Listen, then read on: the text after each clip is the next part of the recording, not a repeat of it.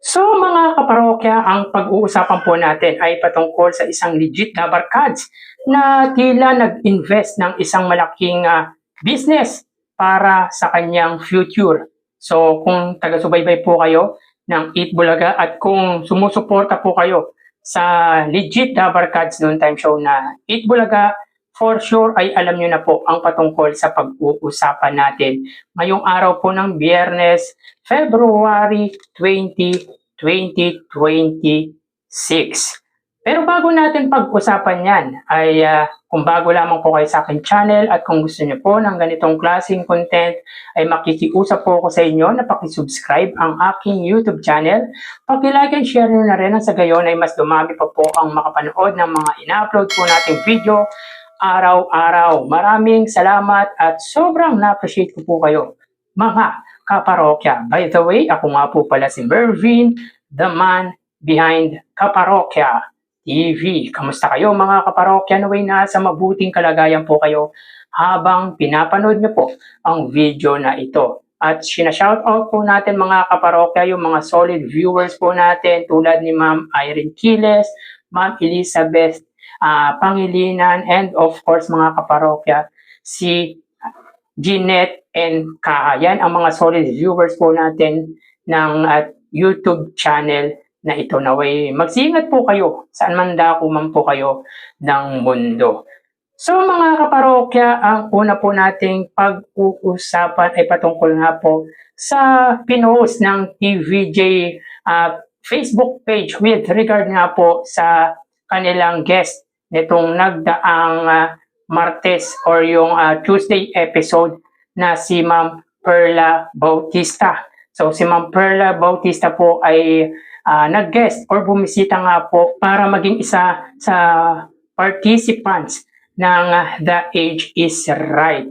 At makikita po natin mga kaparokya na malakas pa po si Ma'am Perla Bautista sa kanyang edad na 85 na kung saan mga kaparokya ay nagdiwang po ito ng kanyang kaarawan last Wednesday, February 18, 2026. At nalaman din po natin mga kaparokya na si Ma'am Perla Bautista ay isang solid, legit dabarkads.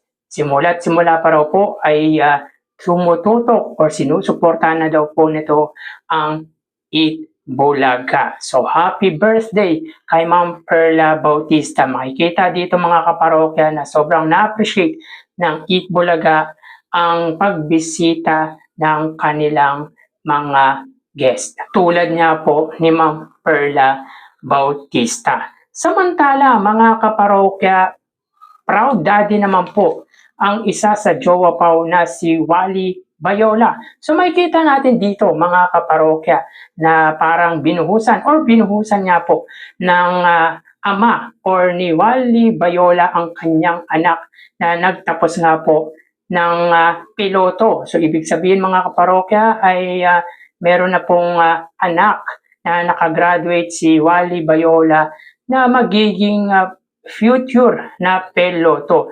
So dito makikita natin na parang traditional para kay Wally Bayola ang buhusan ang kanyang anak ng tubig. Kumbaga pagpapakita ng appreciation at pagpapahalaga ang ginawang pagbuhos nga po ni Wally Bayola sa kanyang anak. Sino ba naman po ang hindi magiging proud dahil napakahirap naman po ng kursong piloto or ano pa tawag dito, aeronautical, if I'm not mistaken, yung kurso para sa mga piloto. Kaya congratulations kay Wally Bayola and of course sa anak nito na nakapagtapos nga po ng piloto. Samantala mga kaparokya, legit dabarkads na si Jose Manalo ay business owner na nga po.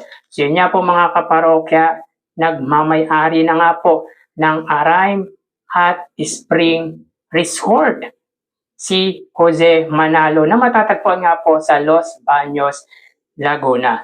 So ito ang pinakamagandang ginawa ni Jose Manalo bilang isang artista ang makapag-invest or magkaroon ng sariling business. Alam naman po natin mga kaparokya na hindi po lahat ng mga artista ay nagtatagumpay at karamihan niya po ay lumulugmok pag hindi na po sila sikat. Tulad nga po ng isa sa mga sumira sa kanila ng iconic trio na si Anjo Iliana. Kumbaga mga kaparokya, ang kinabubuhay na po ni Anjo Iliana ay ang maging kritiko ng Eat Bulaga, ng iconic trio at ni Jose Manalo, kung kaya't maituturing natin na magandang investment or maganda nga po ang naging desisyon ni Jose Manalo na magtayo ng sariling business. Ito ay para na rin po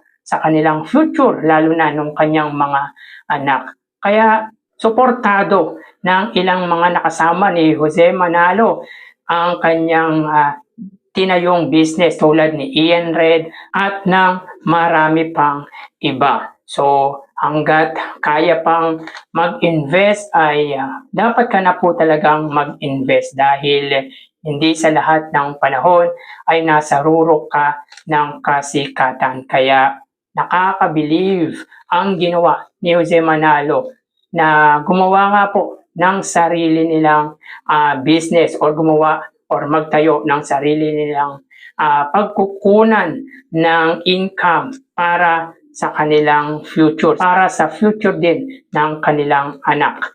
So, congrats kay Jose Manalo, congrats din po kay Wally Bayola. Samantala mga kaparokya, tuloy na kaya ang heart to heart ni Riza May Dizon sa Sabado. Bukas mga kaparokya, tuloy na kaya yung heart to heart bilang researcher na si Riza May Dizon. So for sure mga kaparokya, last Saturday ay marami pong na-disappoint ng bitinin ni Bossing Vic Soto yung heart to heart special edition na kung saan si Riza May Dizon nga po ang magiging researcher at makikita po mga kaparokya na matatangkad, mga gwapo pa po ang mga participants ng nasabing segment na kung saan ay si Riza May Dizon nga po ang magiging researcher.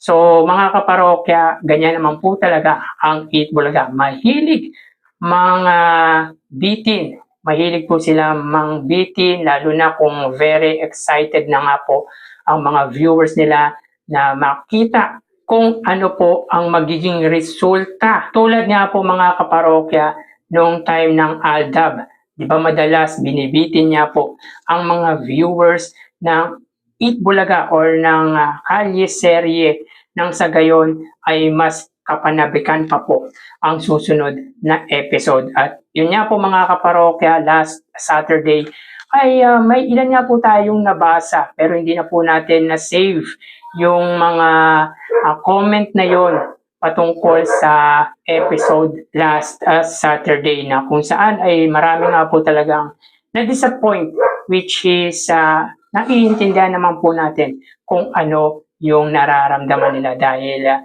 excited sila na makita yung mga participants na magiging kadate ni Riza May Dizon. Pero bukas kaya mga kaparokya, tuloy na po kaya yung pagiging researcher ni Riza May Dizon. So for sure, tuloy po yan. Nga lang ay hindi po natin alam. Baka na naman na bitinin tayo ni na Bossing ng Eat Bulaga dahil knowing naman na ang Eat Bulaga po ay bihasa sa pagbibitin, which is para mas lalo pa po natin kapanabikan ang mangyayari sa susunod na episode. Pero para sa akin mga kaparokya, sana ay ituloy na po sapagkat syempre maganda rin po makita na magkaroon nga po ng kadate si Riza May Dizon or hindi po magkaroon ng date o magkaroon po siya ng sarili niya pong ka-love team. Kasi mga kaparokya, possible po na maging ka-love team ni Riza May Dizon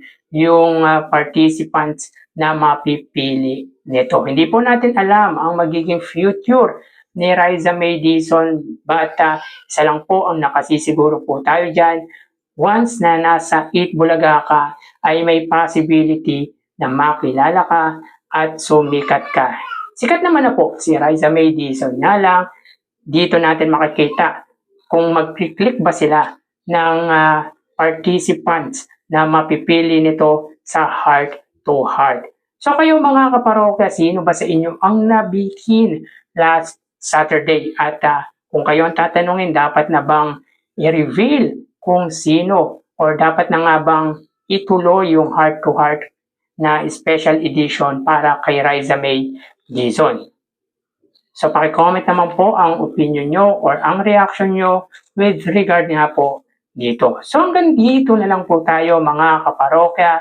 Mag-ingat po tayo palagi. Thank you and God bless.